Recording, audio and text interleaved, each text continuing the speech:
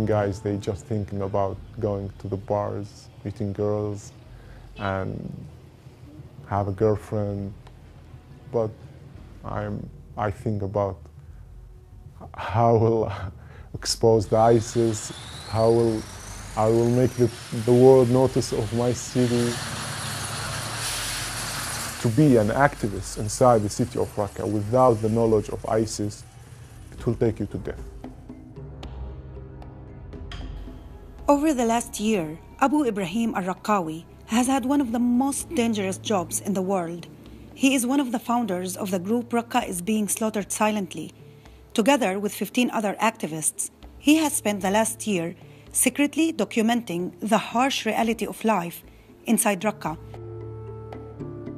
in a region where entire army units and militias run away from ISIS in fear. This group of young Syrian media dissidents daily risk capture, torture, and execution to try to expose the ugly reality of life in the jihadists' self-proclaimed caliphate. In my opinion, and in my group opinion, that every word from us is equal one bullet from them. Now safely out of Syria, Abu Ibrahim spoke to the Wall Street Journal. It's the first in-person interview he's ever given. He asked that his identity be kept hidden and his voice altered because his family and fellow activists still live under ISIS's control in Raqqa. He also doesn't use his real name. Abu Ibrahim says ISIS is everywhere in Raqqa. Religious police vans are around every turn. Your heart starts to beat fast, you feel very under pressure. The activists use their own cameras to capture life in Raqqa. They keep tabs on everything happening inside the city, including the fact that ISIS now requires all women to wear niqabs that cover their faces. They rely for their reports on a wide network of informants. They see, they can't tell you what they are seeing. So I have brothers, cousins. If anything happens, they will immediately send us a message. The group also obtains material from people who were forced to join ISIS.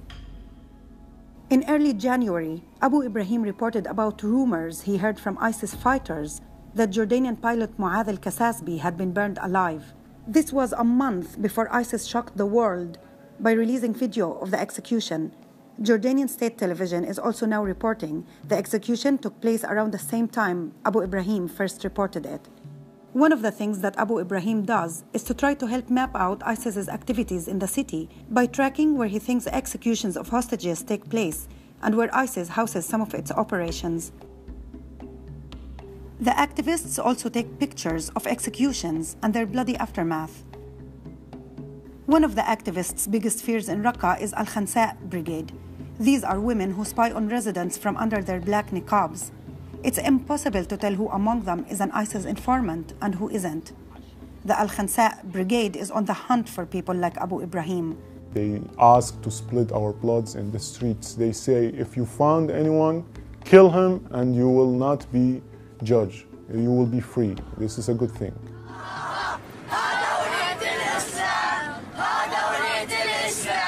The activists have reported on how ISIS indoctrinates and trains young teenagers in their violent way of life and death.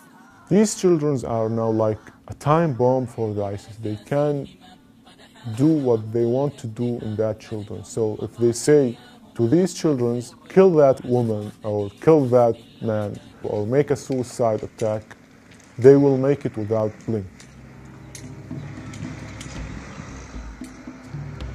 Abu Ibrahim has had his own close encounters with death. His fellow activist Mu'taz was caught as he was fleeing to Turkey. ISIS executed him in the city square for everybody to see. This thing not stop me to continue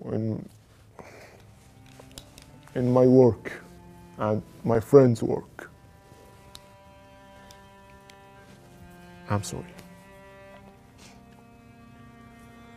Because of the death of Mu'taz, we continue to do these things. We continue to expose, to show the world what ISIS is doing. Yeah. Can I have a break, 5 minutes, please?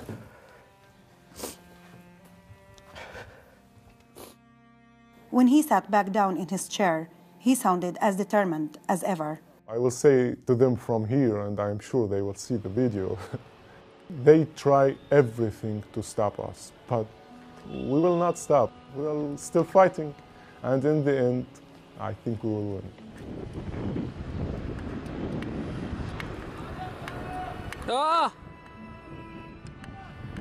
رقتنا جنة بيدينا يا شباب.